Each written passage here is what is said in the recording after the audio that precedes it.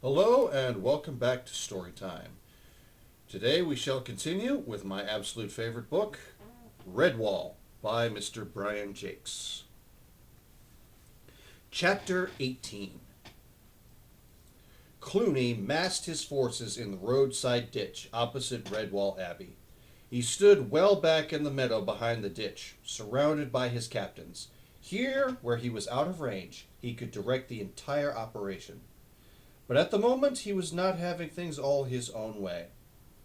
For a start, he did not have many archers. Rats are notoriously bad at bow making and the fletching of arrows.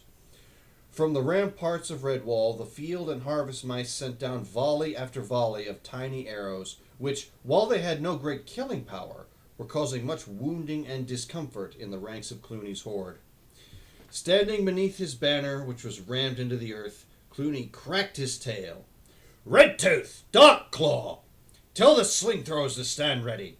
When I give the signal, I want to see a good heavy barrage of stones hitting the top of that parapet. That'll make them keep their heads down. Frogblood, Scumnose, you two will organize the gangs with the scaling ladders and grappling hooks. See they all get on top of that wall and no blunders." The rat captains marched off to the ditch to make ready. Clooney held his tail up to give the signal. On top of the wall, the mouse archers kept up their relentless hail of arrows into the ditch. Constance strode up and down, holding a heavy cudgel in her paws as she urged them on. "That's the stuff to give 'em, mice. Keep those bows twanging." Knowing the supply of arrows was not endless, the badger looked at the heaps of rubble and stones along the parapet edges. "Brother Rufus, Formal, be ready to shift that lot overhead at a moment's notice." Smack, clang, bang, thud. A hail of sharp stones and pebbles whizzed upwards, rattling against the masonry as Clooney waved his tail in the meadow below. Taken unawares, several mice were felled, and a mole lay stunned. "Get your heads down, everyone! Lie flat!" Constance shouted. The defenders instantly obeyed as the showers of missiles increased. Running along the ramparts, bent double, the abbot cried out, "Stretcher bearers, over here! Help me get to the casualties into the cloisters." Winifred the Otter lay alongside Constance, whispering to her, "Hear that scraping? Clooney's lot of putting up something against the walls. It's my guess that they'll be trying to climb up while we've got to lie low." Even as Winifred spoke, two grappling hooks with climbing ropes attached came clanging over the parapet and lodged in the joints. "Stay low, my friends," whispered Constance. "Give them a bit of time to get off the ground. I want plenty of rats to be high up before we make a move. Pass the word along." Below in the meadow, Redtooth waved his cutlass and laughed wildly. "Oh, your plan is working out, Chief. Look, there's old Fangburn and his gang nearly at the top of the wall." Clooney lifted his visor to get a better view. It was too late to call out against what he saw happen next. A veritable avalanche of earth and rocks cascaded over the parapet. It smashed straight onto the main ladder. Rats screamed aloud and grasped at midair as they were swept from the ladder to the road below. The ladder fell sideways, cannoning into another one that had been set up beside it. As both ladders fell, there were scenes of mass chaos. Badly wounded and shocked, the survivors on the roadway tried to crawl back to the safety of the ditch, only to be buried beneath rubble which thundered down on them. Many lay trapped beneath the heavy ladders that had fallen. The air resounded with screams and moans. Clooney ranted and swore. Leaving his standard, he rushed across the meadow, taking the ditch in a single leap. He darted across the road. Grasping a hanging rope, he began hauling himself up, claw over claw. As the solitary beaver gnawed through the last strands, the rope parted. Clooney fell from a fair height and sprawled on the dusty road in an undignified heap. Clooney flung himself into the ditch. Regrouping the slings and throwers and a few archers, he ordered them to await his command. At the top of the walls, the last climbing rope had been severed. A hearty cheer rent the air as Redwall defenders broke cover to survey their handiwork. "Fire!" Clooney roared. Stones and arrows sped upward with devastating effect. Several mice and woodlanders cried out and fell. The results heartened Clooney. All was not lost. He began devising a new plan. In Mossflower Wood, Ragier was struggling with the rope that bound him to the oak tree. He could hear far-off sounds which meant only one thing. His chief was attacking the abbey. Straining his neck downwards at an uncomfortable angle, Ragier was able to get his teeth into the tough climbing rope. If he could manage to free himself, he might be able to sneak back and join the horde. He could mingle with them and deny that he had ever been missing. Clooney might also take a lenient view of his desertion if he could distinguish himself during the battle. The rope tasted foul. Ragier could tell by its scent that it had once belonged to Shadow. He'd never liked that surly, poker-faced rodent. Ragier congratulated himself as his teeth bit through another strand. Ha! Take that rope, and that! No rope could keep Ragier prisoner for long. Poor old Shadow, if only you could see your lovely rope now. Ragier straightened up for a moment to ease his neck. The laughter died on his lips.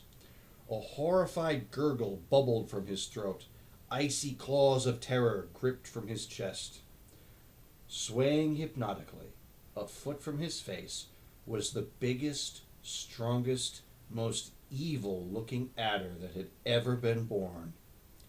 The rat was completely petrified. The breath seemed to freeze in his lungs. The sinister, blunt head moved about in a lazy rhythm, its forked tongue flickering endlessly in and out, the round, bead-like jet eyes never leaving his for an instant. Its voice was like dry leaves rustling in an autumn breeze. Asmodeus, Asmodeus, it hissed. So kind of you to untie yourself, rat. Come with me. I will show you eternity. Asmodeus, Asmodeus. It struck with lightning speed. All that Ragier felt was a sudden sharp sting to the sharp side of his neck. His limbs became flaccid, his eyesight shrouded by dark mist. The last words Ragier ever heard on this earth were uttered in the adder's sibilant hiss. Asmodeus, Asmodeus. Clooney scratched at the floor of the ditch with his claw. It was all there, the design for his next move. He would attack the abbey secretly from the Mossflower side. It would be a surprise maneuver. A hand-picked squad led by him would carry out the mission. Dressed in Clooney's war helmet and armor, Redtooth would stay back in the meadow. His disguise would be sufficient to fool the defenders from the distance of the high walls. The rats in the ditch were ordered to continue pressing home the attack until Clooney and his party scaled the walls from behind and fought their way across the grounds to open the abbey gates. After issuing orders to his remaining captains, Clooney, accompanied by a score of assorted rats, weasels, stoats, and ferrets, crept off along the side of the ditch. They carried with them along the long plank from St. Ninian's Lich Gate fence. Silently, they traveled in a northerly direction until they were out of sight of the walls. Climbing out of the ditch, they crossed the road into Mossflower Wood. Clooney sat on a fallen tree trunk and told his squad what was required of them. I'll wait here with the plank carriers. The rest of you split up and search the area for any big, high trees growing near the abbey walls. Make sure that the tree you pick is higher than the wall itself and not too difficult to climb. Got that? Right! Get going! Clooney watched them strike off into the undergrowth. His previous good mood had deserted him. He was working himself into a foul temper over the day's performance by his mighty, conquering horde, shown up by the simple tactics of woodland creatures and mice. He snorted and dug his powerful claws into the rotting tree trunk, sending beetles and woodlice scurrying as he tore a chunk out of the spongy timber. Oh, and he had them frightened at first. As a commander, he knew the power of fright, but once they had gained the upper hand in the initial skirmish, the mice lost their fear and became bolder. That was when the battle had started to go against him. Granted, he had scored 1 or 2 small victories, but they were nothing to brag about. He couldn't use them as an example to put fresh heart in his troops. Clooney's only hope was that the mice would become overconfident and eventually make a mistake. It was the old waiting game. Just let them make one slip. That was all he needed. Meanwhile, he had a greater obstacle to overcome than mice. The walls. It was those same accursed walls that were ruining all his plans. Clooney tore viciously at the rotting log until great chunks of it flew through the air. If this scheme worked, he wouldn't have to worry about walls anymore. He would be inside those walls, like a fox among day-old chickens. Clooney sniffed the air. His senses told him that the searchers were returning. Cheese Thief and a ferret named Kilconey came crashing out of the underbrush. They were trembling and twitching. Both looked as if they had been badly scared. It was some time before Clooney could get any sense out of them. Cheese Thief spoke haltingly, glancing back fearfully over his shoulder. We got a bit lost, Chief. Lost? Where? Kilconey pointed a shaky claw. Over that way, Your Honor. And didn't we find a great strapping oak? Was it close to the wall? Cheese Thief shook his head. No, Chief. It was further out into the woods. Look what I found wrapped around the trunk. He held out the chewed and broken climbing rope. Clooney snatched it. This looks like Shadow's climbing rope. He's dead. What are you fools trying to tell me? Kilconey whispered pitifully. It's Ragier, Your Honor. Clooney seized the unlucky pair and shook them soundly. Have you both gone raving mad? Do you mean to tell me you're frightened of that fool Ragier? Cheese Thief fell to his knees, sobbing. But you didn't see him, Chief. He was just lying there. His face was all swollen and his tongue was sticking out. It had gone purple. He was all sort of bloated, like... It was horrible. Kilconey bobbed his head vigorously in agreement. Aye, so 'twas. Didn't we see him with our very own eyes, sir? Poor old Ragier, with him going backwards all the time. Going backwards? Echoed Clooney. Indeed he was, said the ferret. And your man here says to me, there's something pulling Ragier along. Sure, we couldn't see what it was for all the bushes, so we pulled them to one side between us. And what did we see? Well, what did you see? Barked Clooney irritably. Kilconey stopped and shuddered. He spoke incredulously, as if he were unable to believe himself. We saw the biggest snake you ever clapped eyes on. The father of all serpents. He had poor Ragier's body by the feet and was dragging it along backwards. Clooney's one eye widened. What did this serpent do when it saw you? It let go of Ragier and looked at us, squeaked Cheese Thief. The serpent stared at us. It kept saying, Asmodeus, Asmodeus. Clooney scratched his head with a sharp, dirty claw. Asmodeus? What's that supposed to mean? Do you not know? 'Tis the dreaded name of the devil himself, sir, wailed the ferret. I know because my old mother told me so, and she always said never to look a serpent in the eye. So it says to me mate here, Cheese Thief, says I, don't look, run for your life. And that's exactly what we did, sir. Oh, you'll never know how horrible it was. I'd rather be tied in a blazing barn than go back there, so I would. The great scaly body of the... Quiet, fool, said Clooney. I think I hear the others coming back. Now, straighten yourselves up and not a word to anyone about this serpent thing, or you'll feel my serpent across your backs.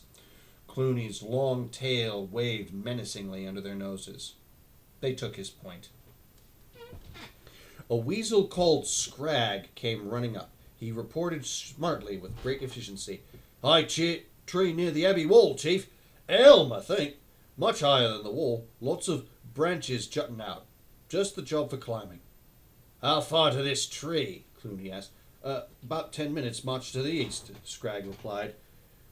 When the rest of the party arrived back, Clooney had them form up in single file. They marched eastward at a smart pace. The high tree did prove to be an elm, an ancient giant covered in gnarled bumps and handy branches. Clooney sized it up exactly. Sized it up exactly what he wanted, the perfect distance from the wall. He turned to his commando squad. Listen, we're going to climb this tree. When we get up high enough, I'll find a strong branch that we can bridge across to the wall with the plank. If we go carefully, the mice won't suspect a thing. Before they can gather their wits about them, we'll be inside Redwall.